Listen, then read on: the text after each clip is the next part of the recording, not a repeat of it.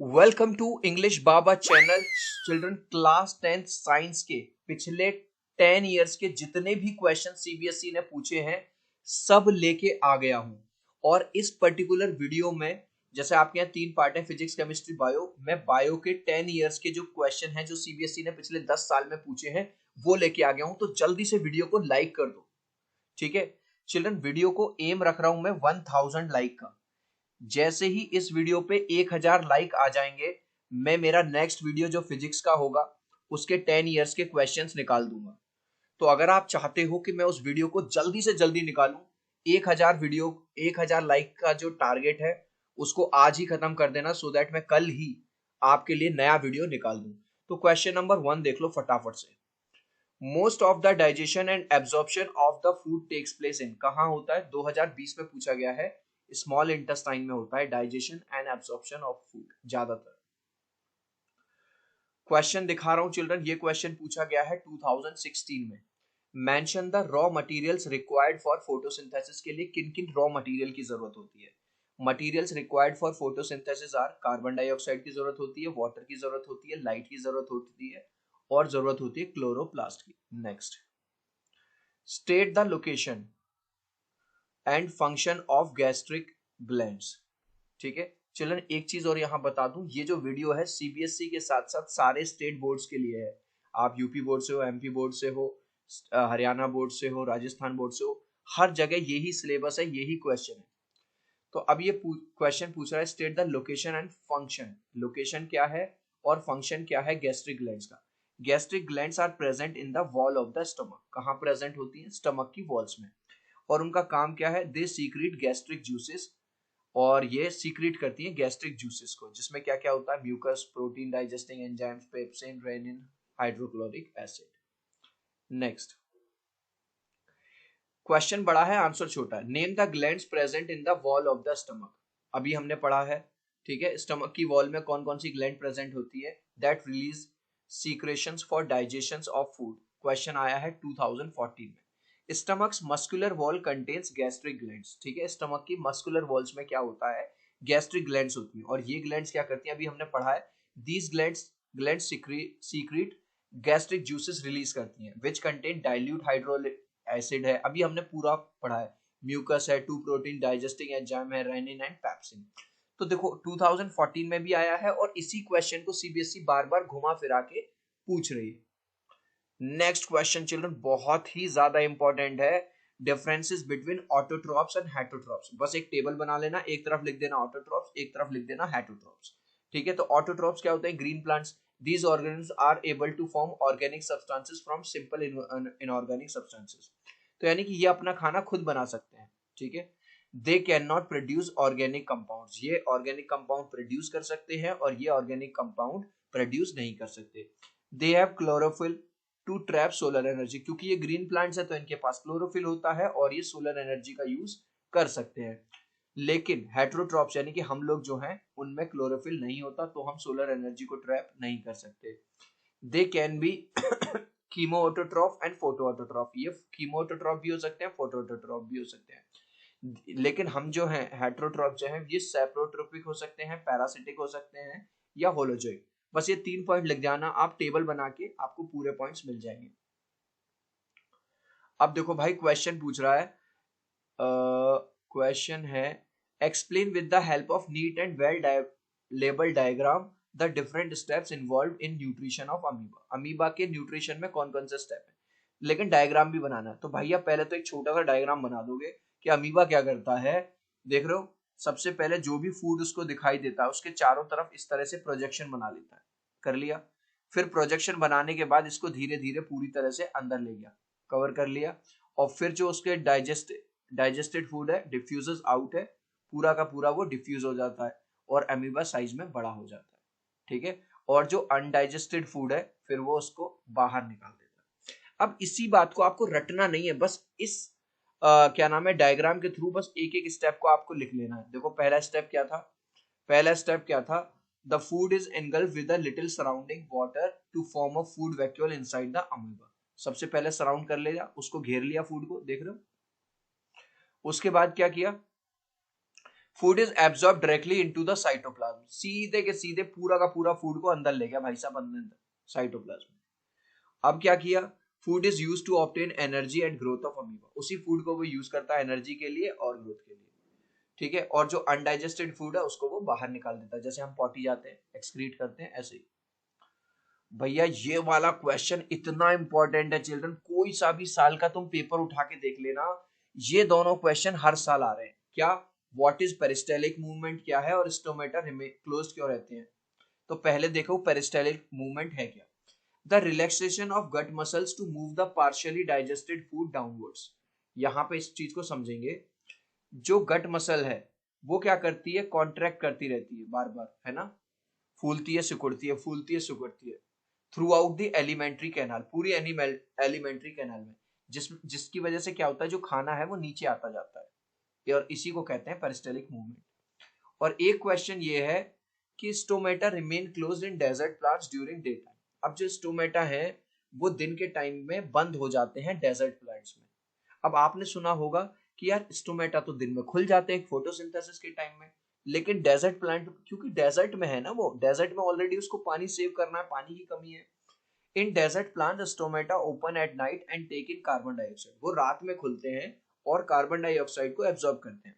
Stomata remain close during day time to prevent the loss of water, और दिन में इसलिए बंद रहते हैं ताकि वाटर का लॉस ना हो, पानी की क्षति ना हो by transpiration. They store the CO2 in their cells, और अपनी सेल्स में CO2 को, कार्बन डाइऑक्साइड को स्टोर करके रखते हैं until the sun comes out so that they can carry out with the photosynthesis, और वो तब तक उसको संभाल के रखते हैं जब तक कि अगले दिन सुबह नहीं हो जाती, सन नहीं आ जाता, और फिर उसी से वो फोटोसिंथेसिस कर लेते हैं। नेक्स्ट क्वेश्चन है चिल्ड्रन, 2018 में पूछा गया है, why is nutrition necessary for human beings.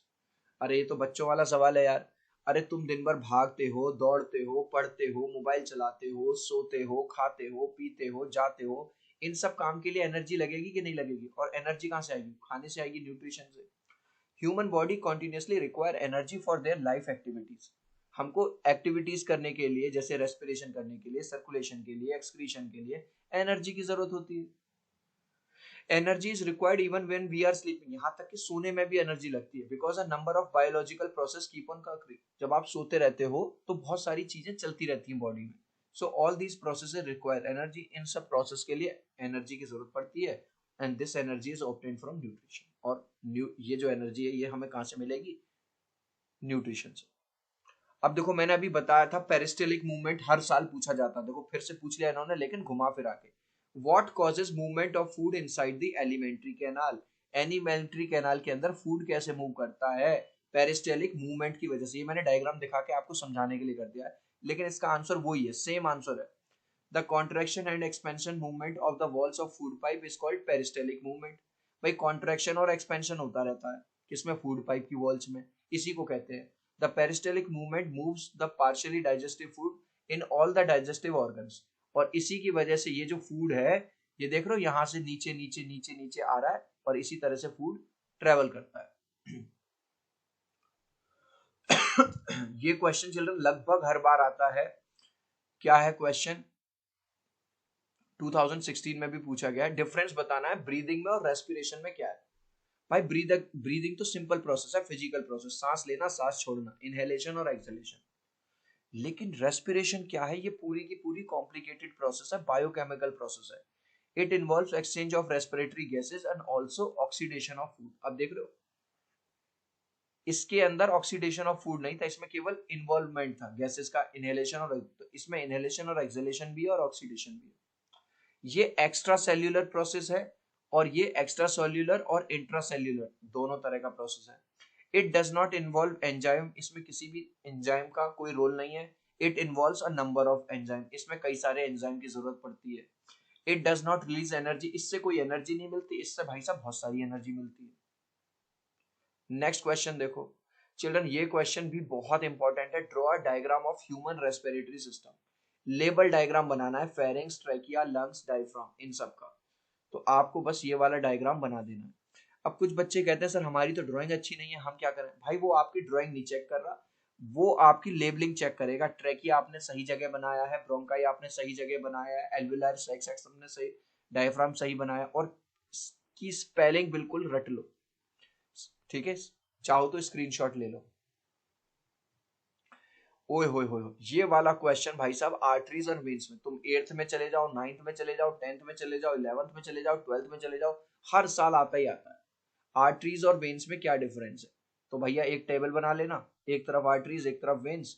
Arteries are the blood vessels which carry blood away from the heart, जैसे ये हार्ट है तो हार्ट से ये दूर ले जाएंगी, ठीक है। और वेन्स क्या है? Veins are blood vessels which bring blood from the body back to the heart. और वेन्स क्या करती हैं? बॉडी से लिया और हार्ट में, हार्ट की तरफ ले गई, ठीक है। आर्टरीज क्या है? हार्ट से दूर ले जाएंगी, और वेन्स हार्ट में ले जाएंगी। Artery walls are thick, artery की जो वॉल्स होती है थिक होती हैं, और इनकी जो वेन्स की वॉल है वो थोड़ी थिन होती है, पतली होती है। Blood passing through narrow lumen arteries is mostly oxygenated, तो आर्टरीज में ज्यादातर जो ब्लड फ्लो करता है वो ऑक्सीजनेटेड मतलब प्योर ब्लड होता है, शुद्ध। और इसमें ज्यादातर जो ब्लड होता है वो डीऑक्सीजनेटेड होता है, अशुद्ध। नेक्स्ट क्वेश्चन देखो भाई साहब, आता ही रहता है हर 2-2 साल छोड़ के। Diagram of human excretory system. अब भैया ह्यूमन एक्सक्रीटरी सिस्टम में ये बना देना, बहुत सिंपल सा डायग्राम है। ये right kidney, left kidney, helium, pelvis, ureter, urinary bladder, opening, ये सब, ठीक है। स्क्रीनशॉट ले लेना, बना लेना। एक एक क्वेश्चन चिल्ड्रन बहुत जरूरी है, मैंने स्टार्टिंग में ही बता दिया है। जैसे ही वीडियो पे 1000 लाइक आ जाएंगे, अगर तुमको लग रहा है कि सर ये वीडियो आपने बहुत अच्छा बना दिया, बहुत हेल्पफुल है, अब हमें कहीं जाने की जरूरत नहीं पड़ेगी, 1000 लाइक का टारगेट है, जैसे ही 1000 लाइक हो जाएंगे मैं आपको फिजिक्स का वीडियो भी दे दूंगा, ठीक है। तो वीडियो को लाइक करने में बिल्कुल भी कंजूसी मत करना, दोस्तों के पास शेयर कर देना और उनसे भी लाइक करवा देना। चलिए, कंट्रोल एंड कोऑर्डिनेशन वाला चैप्टर है ये। इस चैप्टर में चिल्ड्रन ये वाला डायग्राम बहुत इंपॉर्टेंट है न्यूरॉन का, ठीक है, नर्व सेल, ठीक है। ये बस सिंपल सा है, न्यूक्लियस बना देना, डेंड्राइट बना देना, ये सेल बॉडी है, ये एक्सॉन है, नर्व एंडिंग है। चाहो तो आप स्क्रीनशॉट ले सकते हो। Mention 3 reasons of brain, brain के 3 पार्ट्स बताने, राइट 1 फंक्शन ऑफ ईच। तो भैया एक है फोर ब्रेन, एक है मिड ब्रेन और एक है हिंड ब्रेन, ठीक है। इसका काम क्या है? It's main function is thinking and controlling various activities, सोचने वोचने का काम इसका है, अलग अलग एक्टिविटीज करना, जैसे टच, स्मेल, ये फोर ब्रेन का काम है। मिड ब्रेन का काम क्या है? कंट्रोल रिफ्लेक्स मूवमेंट, जैसे हेड का मूवमेंट हो गया, नेक का हो गया, ट्रंक का हो गया। हिंड ब्रेन का काम क्या है? This part is responsible for regulating respiration में, मेंटेनिंग पोस्चर में और बैलेंस ऑफ बॉडी में, ये इसका काम है। अब देखो 2017 में आया है, स्टेट 1 एग्जांपल ऑफ कीमोट्रोपिज्म क्या होता है। अब यहाँ पे पहले मैं डायग्राम से आपको समझा रहा हूँ, ये देख रहे हो पोलन ट्यूब, पोलन ट्यूब भाई साहब मूव कर रही है, ये मूव करती हुई नीचे जा रही है, नीचे जा रही है, और किसकी तरफ बढ़ रही है? ओव्यूल की तरफ बढ़ रही है। इस मूवमेंट को ही बोला जाता है कीमोट्रोपिज्म। देखो answer, growth of pollen tube towards the ovule, ये है पोलन ट्यूब, ठीक है। और ये बढ़ रही है भाई साहब, आए आए आए आए आजा, ठीक है। A I ovule due to chemical stimulus during the process of fertilization, fertilization वाले प्रोसेस के टाइम पे एक फ्लावर में होती है ये, इसको कीमोट्रोपिज्म बोलते हैं।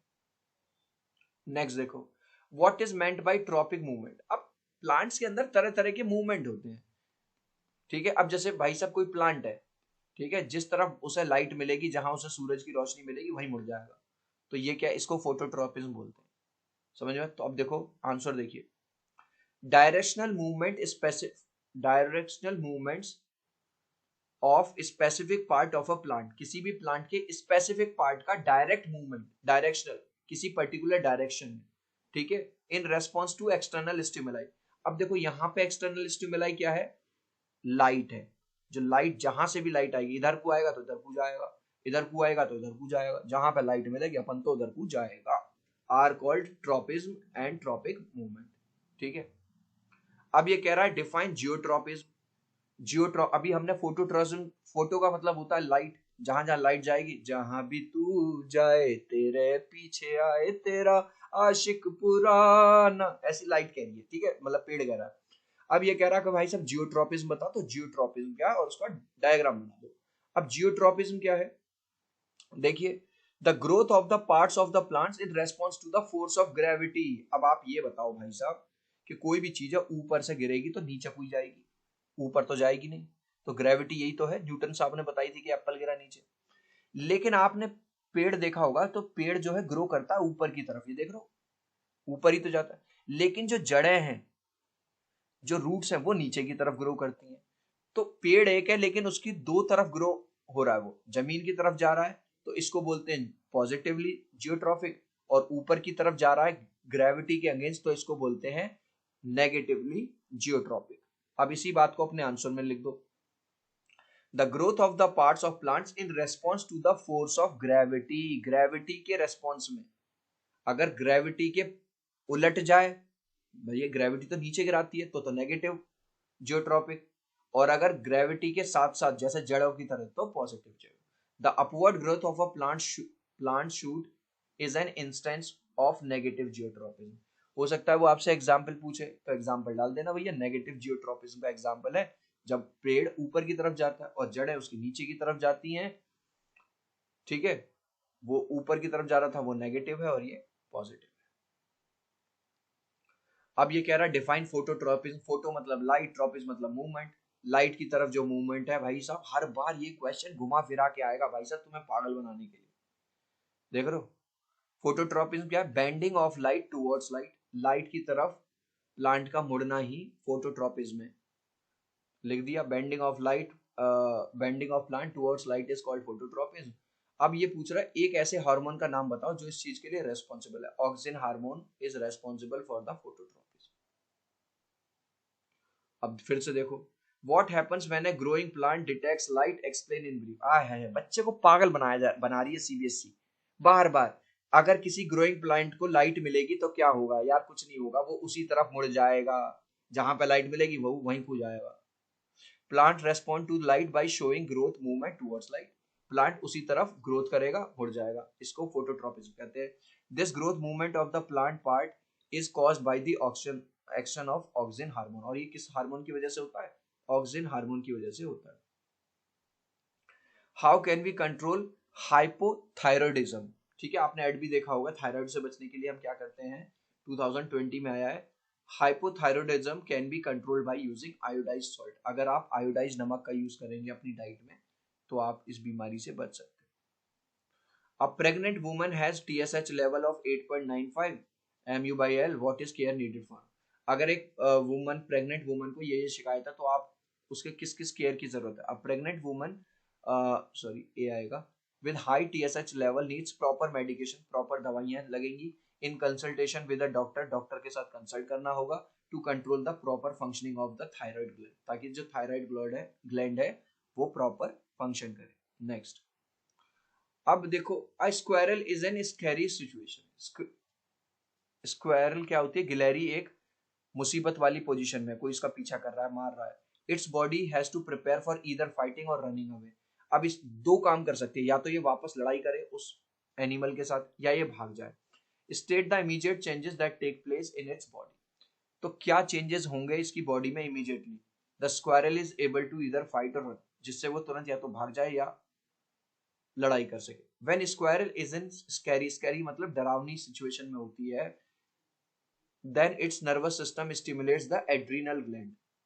तो जो इसका जो नर्वस सिस्टम है वो स्टिमुलेट कर देता है एड्रिनल ग्लैंड्स को, जिसकी वजह से to secrete more adrenaline hormone, बहुत ज्यादा एड्रिलिन हार्मोन सीक्रेट होता है इसकी ब्लड में। It is advise to use iodise salt, give reason. देखो अब फिर से घुमा फिरा के पूछ रही है सीबीएसई। सीबीएसई क्या करेगी, क्वेश्चन एक ही है उसी को चार तरह से पूछ लेगी। Iodine is necessary for making the thyroxine hormone by thyroid gland. भाई थायराइड ग्लैंड के लिए थायरोक्सिन हार्मोन बनाने के लिए आयोडीन की जरूरत पड़ती है। Therefore deficiency of iodine in diet can cause deficiency of thyroxine. अगर हमारी डाइट में प्रॉपर आयोडीन नहीं होगा तो थायरोक्सिन नहीं बनेगा इन द बॉडी में और फिर प्रॉब्लम होगी। अब पूछ रहा है list 3 characters of animal hormones. 2015 में आया है, एनिमल हार्मोन्स के क्या क्या कैरेक्टर है। Hormones are synthesised by endocrine gland. तो पहला लिख देना, ये इनको बनाता कौन है? एंडोक्राइन ग्लैंड बनाती है। They are produce at a place other than the site of action, यानी कि बनते यहाँ पर हैं और काम यहाँ पे करते हैं, मतलब फॉर्मेशन कहीं और होती है और इनका काम कहीं और होता है बॉडी में। केमिकली द हार्मोन्स में बी पैप्टाइड्स हो सकते हैं, ये प्रोटीन हो सकते हैं, अमीन्स हो सकते हैं या स्टेरॉइड्स हो सकते हैं। अब भाई ये वाला क्वेश्चन देख लेना, list in tabular form 3 difference between nervous control and chemical control. मतलब नर्वस कंट्रोल क्या है में और केमिकल कंट्रोल में डिफरेंस क्या है। तो एक तरफ टेबल में नर्वस कंट्रोल, दूसरी तरफ chemical control. Information travels rapidly, बहुत तेज इंफॉर्मेशन ट्रेवल करती है, लेकिन केमिकल में इंफॉर्मेशन जो ट्रेवल करती है वो धीरे करती है। Information is sent as an electric impulse, जो इंफॉर्मेशन भेजी जाती है बिल्कुल एक इलेक्ट्रिक इम्पल्स की तरह। Information is sent as a chemical messenger. Information is directed to specific receptors को डायरेक्ट भेज दी जाती है। Information is spread throughout the body, पूरी बॉडी में भेजी जाती है। तो यही डिफरेंस है। Effect of message usually last for a very short time, इसका जो इफेक्ट रहता है बहुत कम देर के लिए होता है, लेकिन ये जो होता है बहुत लंबे टाइम के लिए होता है। नेक्स्ट है चिल्ड्रन आप सभी का favourite chapter, how do organisms reproduce. ठीक है, इसमें ये क्वेश्चन बार बार पूछा गया है, 2017 में आया है। Newly form DNA copies may not be identical at times, give one reason. जो नया नया डीएनए बना है, ठीक है, डीएनए कॉपीज जो नई नई जो डीएनए कॉपीज बनी है वो बिल्कुल एक जैसी नहीं होती पुराने जैसी। Give one reason. The process of copying the DNA leads to some variation in each time. Variation का मतलब होता है विभिन्नता, थोड़ा सा डिफरेंस, माइनर डिफरेंस आ जाता है। ठीक है, as a result the DNA copies produce are similar. हालांकि देखने में तो दूर से सिमिलर लगेंगे, लेकिन उनमें माइनर एक आध परसेंट का थोड़ा सा डिफरेंस होगा to each other, but sometimes they may not be identical, लेकिन कभी कभी वो पूरी तरह से सेम नहीं होंगे। When a cell reproduces, what happens to its DNA? जब सेल रिप्रोड्यूस करती है तो उसके डीएनए में क्या होता है, 2017 में पूछा गया। When a cell reproduces, DNA replication occurs which forms two similar। भाई रिप्रोडक्शन होगा तो डीएनए रेप्लिकेशन हो जाएगा, सिमिलर कॉपीज बन जाएंगी, किसकी, डीएनए की। सिंपल है। अब भाई ये वाला क्वेश्चन ना तुमने 8th 9th में भी पढ़ा होगा, डीएनए क्या है, 2016 में भी आया, 2015 में भी। डीएनए डीऑक्सीराइबोन्यूक्लिक एसिड है, इज अ पॉलीमर है made up of large number of nucleotide unit से बना होता है। और इसका काम क्या है, जेनेटिक इंफॉर्मेशन को एक जनरेशन से दूसरी जनरेशन में ट्रांसफर करता है। Name the life process of an organism that helps in growth of its population. हमारी पॉपुलेशन में कौन हेल्प करता है भाई, ये तो सबको पता है यार, रिप्रोडक्शन है बस। इसी की वजह से तो भारत नंबर 1 पे पहुंच गया भाई साहब आबादी में। Reproduction is one of the most important characteristic of living being. अरे सारे कैरेक्टरिस्टिक जाए भाड़ में, लेकिन रिप्रोडक्शन सबसे ज्यादा इंपॉर्टेंट है, ऐसा क्वेश्चन कह रहा, मैं नहीं कह रहा। Give 3 reasons in support of the statement, 3 reason दे दो। Number 1, it is essential for existence. अब भाई साहब रिप्रोडक्शन बंद हो जाएगा तो वो स्पीसीज ही ना खत्म हो जाएगी। It help to pass genetic information. भाई साहब पेरेंट के जो करेक्टर हैं वो बच्चों में कैसे पहुंचेंगे, ऐसे ही तो पहुंचेंगे। It brings variation in next generation, और नेक्स्ट जनरेशन में भाई साहब वेरिएशन भी थोड़ा से अलग अलग विभिन्नताएं भी आ जाती हैं। फिर देख लो रिप्रोडक्शन वाला भर भर के आएगा क्वेश्चन। रिप्रोडक्शन क्या है, how does it help in providing stability to the population, देखो वही क्वेश्चन है, घुमा के आ गया। The production of new organism का जो प्रोडक्शन होता है by the existing organisms of the same species is known as reproduction. अब इसका DNA replication during reproduction ensure transfer of specific characters. अब स्पेसिफिक कैरेक्टर्स ट्रांसफर होते हैं डीएनए रेप्लिकेशन में, और यही फायदा है। देखो फिर आ गया डीएनए कॉपिंग, भाई सब बार बार वही क्वेश्चन घूमा फिरा के सीबीएसई, और इसकी इंपॉर्टेंस क्या है। DNA कॉपिंग is the production of similar copies of DNA, बिल्कुल जैसा पुराना डीएनए, मतलब ये समझ लो फोटोकॉपी मशीन लगी हुई है भाई सब, in a cell using various chemical reaction का यूज करके। DNA copying essential for reproduction, और जो डीएनए कॉपिंग है वो रिप्रोडक्शन के लिए बहुत जरूरी है। Through which the organism pass on their body features to their offspring. आपने देखा होगा आपके यहाँ एक काला कुत्ता है तो उसके बच्चे भी आपको काले काले से नजर आएंगे, तो ये क्या हो रहा है, ये फोटोस्टेट मशीन नहीं है भाई साहब, ये हमारी बॉडी का ही प्रोसेस है। Name the method by which spirogyra reproduces under favourable condition. Under favourable अच्छी कंडीशन में कैसे रिप्रोड्यूस करता है। इसे लगा भाई साहब मैं तो बहुत टॉल हो गया, मैं तो बढ़ गया, अब चलो अब क्या करते हैं, ब्रेक हो जाते हैं। तो ये यहाँ से ब्रेक हो जाता है, यहाँ से ब्रेक हो जाता है, जहां से ब्रेक हुआ यहाँ से अगला ये बन गया, यहाँ से एक और बन गया, यहाँ से एक और बन जाएगा, इसी तरह भाई साहब बढ़ते रहते हैं, बनते रहते हैं। The method by which spirogyra reproduce under favourable condition is fragmentation. तो इस प्रोसेस को क्या कहते हैं चिल्ड्रन? फ्रेगमेंटेशन कहते हैं। ठीक है, 3 टुकड़ों में बट गया एक से ही।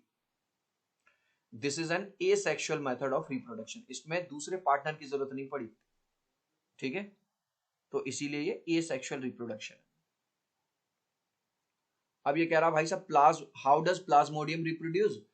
इज दिस मेथड सेक्सुअल और एसेक्सुअल? 2017। अब देखो प्लाज्मोडियम क्या करता है, ये रहा यहाँ पे प्लाज्मोडियम, और मल्टीपल फिशन करता है, मतलब अपनी ही सेल को 100-200 पार्ट्स में डिवाइड कर दिया। देख रहे हो, ये है, यहाँ से भाई साहब 50-100 ये बन गए, फिर ये खुला, ये अलग अलग भाई साहब छोटे छोटे प्लाज्मोडियम बन गए। Plasmodium reproduce through multiple fission method. ठीक है, फिशन का मतलब होता है टूटना, breakage. In this method the parent organism splits into form many organisms at the same time. जो पेरेंट है वो छोटे छोटे पार्ट में डिवाइड हो जाता है। This is an asexual method. Children देखो ये भी एसेक्सुअल है क्योंकि इसको भी पार्टनर की जरूरत नहीं पड़ी। अब ये कह रहा है name the part of bryophyllum where the buds are produce for vegetative propagation. Vegetative propagation कहाँ से होता है ये देख लो पहले। ये है ब्रायोफिल्म, ठीक है, यहीं से बर्ड से ही नया प्लांट निकल आया। वाह। Bryophyllum propagates vegetatively by its buds produce at the margins of the leaf. Leaf के ही जो किनारे पे हैं वहां बर्ड्स निकलती हैं, वहीं से नया पौधा निकल जाता है। What happens when a planaria gets cut into 2 pieces? देखो प्लेनेरिया के भी मजे हैं भाई साहब। प्लेनेरिया के जितने टुकड़े कर दो तुम, ये एक टुकड़ा हमने यहाँ कर दिया, एक टुकड़ा यहाँ कर दिया, इस टुकड़े से एक नया प्लेनेरिया, इससे भी नया प्लेनेरिया, इससे भी नया प्लेनेरिया, तीनों से नया प्लेनेरिया आ गया। वाह जी वाह, कमाल है। When planaria is cut into 2 pieces, then each pieces grow into complete organism. Her piece से नया ऑर्गेनिज्म बन गया भाई साहब। इस प्रोसेस को रीजनरेशन कहते हैं। What happens when a mature Spirogyra filament attains considerable length? जब एक मैच्योर स्पायरोगायरा एक काफी हद तक लंबा हो जाता है तो क्या करता? अभी हमने पढ़ा था भाई साहब, ब्रेक होगा। ये कहेगा ना मैं तो जी ब्रेक होऊंगा, मैं तो रिप्रोड्यूस करूंगा, छोटे छोटे बच्चे बनाऊंगा जी। बना भाई बच्चे, ले। When a mature Spirogyra filament attains considerable length, it simply breaks into 2 or more fragment में टूट जाता है। Each fragment आगे चल के बड़ा स्पायरोगायरा बन जाता है। इस प्रोसेस को क्या कहते हैं हम? फ्रेगमेंटेशन कहते हैं। 2015 में पूछा गया है name 2 simple organisms having the ability of regeneration. अभी दिखाया था भाई साहब तुम्हें प्लेनेरिया वाला एग्जांपल है। हाइड्रा में भी लो भाई साहब, यहाँ से टूटे, यहाँ से टूटे टूटे टूटे फिर बन गए, ये टूटे फिर बन गए। ऐसे स्टारफिश है, एक उंगली कट के गिर गई, ये बन गई दोबारा, एक और स्टार बन गए। वाह जी वाह। तो hydra and planaria are 2 organisms that have the ability to regenerate. इस एबिलिटी को कहते हैं रीजनरेशन। अब ये वाला क्वेश्चन देख लो भाई साहब, हर बार आता है। बाइनरी फिशन और मल्टी फिशन में क्या डिफरेंस है? एक तरफ लिख दियो भाई बाइनरी फिशन, दूसरी तरफ लिख दियो मल्टीपल फिशन, है ना। The parent organism splits to form 2 new. देखो एक पेरेंट से 2 बनेंगे, ये कहेगा ना जी ना, हम तो 1 से 10 बनाएंगे, ये बनाते हैं 1 से 50। The parent organism splits to form many new organism. तो ये तो 2 बनाएगा नहीं, और ये बनाएगा कई सारे। इसका एग्जाम्पल है अमीबा पैरामीशियम, और इसका एग्जाम्पल है plasmodium. The nucleus of the parent body divides only once. जो न्यूक्लियस है केवल एक ही बार डिवाइड करेगा। The nucleus of the parent body divides repeatedly. बार बार डिवाइड करेगा, यहाँ डिवाइड हुआ, यहाँ डिवाइड हुआ, फिर जाए। List 4 modes of asexual reproduction बताना भाई साहब, ठीक है। 2015 में 14 में आया है। तो कौन कौन से हैं एसेक्सुअल मोड? भाई बडिंग्स है, स्पोर फॉर्मेशन है भाई, रीजनरेशन है, और फ्रेगमेंटेशन है। अब देख रहे हो, list 4 advantages of vegetative propagation. 2014 में भी आया, 16 में भी आया, 18 में भी आया। तो वेजिटेटिव प्रोपेगेशन के क्या फायदे हैं? The characters of the parent plants are preserve. भाई पूरे के पूरे सेम कैरेक्टर नेक्स्ट जनरेशन में ट्रांसफर होंगे। The plants which do not produce variable seeds और produce few seeds can be produce by this method. अब भाई जिन प्लांट्स में बहुत सारे सीड्स नहीं बनते बेचारे, वो क्या करें? तो वो इस मेथड से रिप्रोड्यूस कर सकते हैं। जैसे बनाना है, पोटैटो है, ग्रेप्स है, शुगर केन है। It is an easier, quicker and cheaper method. आसान भी है, जल्दी भी हो जाता है, और सस्ता भी पड़ता है। It is easier to get rid of pathogen, और इस वजह से बैक्टीरिया भी नहीं लगेगा, मतलब कोई बीमारी भी नहीं होगी। Explain the process of regeneration in planaria, how is this process. तुम कहोगे सर कितनी बार तो बता दिया आपने भाई, लेकिन सीबीएसई बार बार घुमा फिरा के पूछ रही है, मैं क्या करूं। 2014 में भी आया, 2015 में भी, लिख ही दोगे यार अब तो तुम। जहां पे भी कट लगेगा उसी पार्ट से यार वो नया जनरेट कर लेगा भाई, है। पढ़ लो एक बार, लो। तुम भी क्या याद रखोगे। If the body of planaria somehow gets cut, अगर कट गई पीसेस में, ईच बॉडी क्या है, can regenerate into complete planaria में वो डेवलप हो जाएगी by growing all the missing parts, ठीक है। This is shown in the following figure, और इसको फॉलोइंग फिगर में हमने दिखाई दिया, कर लेना।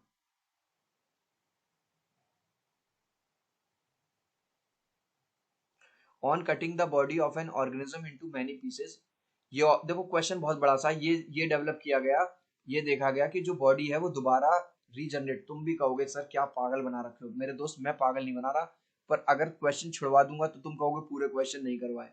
तो आई होप कि ये वाली चीज आपको समझ ही आ गई होगी, प्लेनेरिया, हाइड्रा और स्टारफिश वाली, कोई भी बॉडी ऑर्गन इनका कटेगा दोबारा जुड़ जाएगा, और इसे रीजनरेशन कहते हैं।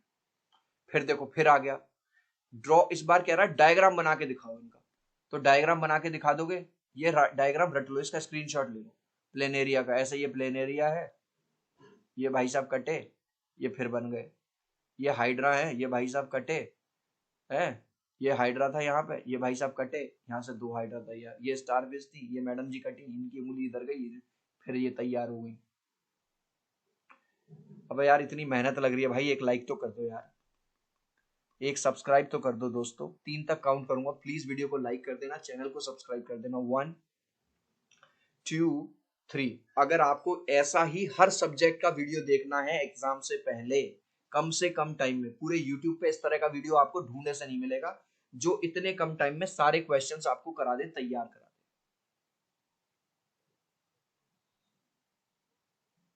अब देखो फिर से पूछ रहा है फ्रेगमेंटेशन क्या है, name a multi cellular organism which is produce.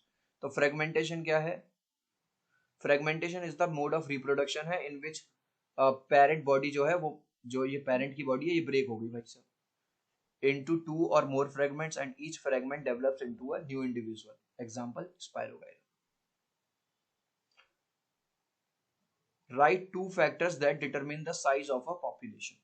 कौन कौन से फैक्टर हैं जो पॉपुलेशन के लिए, द रेट ऑफ बर्थ है ना, बर्थ कितना हो रहा है, और डेथ का रेट क्या है, ये मैटर करता है भाई। अगर मान के चलो बर्थ ज्यादा हो रहे हैं, पैदा ज्यादा हो रहे हैं, मर कम रहे हैं, तो जाहिर सी बात है पॉपुलेशन इंक्रीज होगी। और अगर मर ज्यादा रहे हैं और पैदा कम हो रहे हैं, तो जाहिर सी बात है पॉपुलेशन कम होगी। What are all organism called which bear both sex organs? ऐसे organism जिसमें मेल पार्ट भी होगा फीमेल पार्ट भी होगा, उनको क्या कहते हैं। Organism which bear both male and female sex organs of the same individual are called bisexual होते हैं ये, जैसे हिबिस्कस। अब टू फंक्शन पूछ रहा है ओवरी के, ह्यूमन फीमेल रिप्रोडक्टिव सिस्टम में 2016 में आया। टू फंक्शंस क्या है, number 1 production of female gamete कौन बनाएगा, यही बनाएगी ovary. Secretion of female hormone कहां से होगा, ओवरी करेगी, एस्ट्रोजन। तो ये दोनों चीजें हैं। लिस्ट टू यूनिसेक्सुअल फ्लावर्स के नाम बता दो भाई, एक तो है पपाया और एक तो है cucumber. No two individuals are absolute alike in population by, दो इंडिविजुअल भले से वो जुड़वाई क्यों ना हो लेकिन बिल्कुल एक जैसे नहीं होंगे, क्यों। No two individual are absolutely alike in a population because sexual reproduction promotes diversity. हमने पढ़ा था ना एक टर्म वेरिएशन, क्योंकि वेरिएशन आ ही जाता है, थोड़ा बहुत डाइवर्सिटी आ ही जाती है इन द ऑफस्प्रिंग। ऑफस्प्रिंग होता है बच्चे, बच्चों में जेनेटिक वेरिएशन आ जाता है, इसलिए बिल्कुल एक जैसे नहीं होंगे। Identify the end right the male reproductive part from the list. अब देखो मेल रिप्रोडक्टिव पार्ट क्या होता है यार फ्लावर में, तुम जानती हो यार, ये क्या है, स्टेमेन है ना, स्टेमेन के अंदर ये जो ये पार्ट कहलाता है फ्लामेंट, और इस पार्ट को कहते हैं एंथर। तो ये है मेल पार्ट, इसी को बस लिख दो। The male reproductive parts present in a flower is given list, एक तो होता है एंथर और एक होता है filament. What is a gene, gene क्या होता है, हेरिडिटी एंड इवोल्यूशन से 2014। A gene is a unit of DNA on chromosome, chromosome पे एक यूनिट लगी रहती है, ठीक है, which governs the synthesis of a particular protein, और इसका काम क्या होता है, एक पर्टिकुलर प्रोटीन को बनाना, दैट कंट्रोल्स स्पेसिफिक कैरेक्टर, जो स्पेसिफिक कैरेक्टर को कंट्रोल करता है। हेरिडिटी क्या है, 2014 में आया है, the inheritance of characters or traits from the parents to their offspring, है ना, पेरेंट के करेक्टर्स जो है किस में पहुंचते हैं, बच्चों में पहुंचते हैं, इसी को हेरिडिटी कहा जाता है। अब भाई इस क्वेश्चन का आंसर तुम मुझे दे देना कमेंट सेक्शन में, देखता हूं कितने बच्चे राइट आंसर देते हैं। कई बार बता दिया, the ability of a cell to divide into several cells, एक सेल है और कई सेल में डिवाइड हो गई, तो इसको हम क्या बोलते हैं, बडिंग बोलते हैं, मल्टीपल फिशन बोलते हैं, बाइनरी फिशन बोलते हैं, या रिडक्शन डिवीजन बोलते हैं। अपने आंसर में आप ए बी सी या डी लिख देना, मैं समझ जाऊंगा। चिल्ड्रन वीडियो को 1000 लाइक का टारगेट है, अगर 1000 लाइक कर दोगे तो तुम्हें नेक्स्ट वीडियो फिजिक्स का दे दूंगा, ऐसा ही छोटा सा बना के, मजे लेना जिंदगी के। चैनल को कर देना सब्सक्राइब, जो लोग सब्सक्राइब कर देंगे, वीडियो को लाइक कर देंगे, उनको नेक्स्ट वीडियो का नोटिफिकेशन मिल जाएगा, नहीं तो नहीं मिलेगा। चलो भैया, मैं तो मिलता हूँ अगली वीडियो में, बाय बाय, सी यू।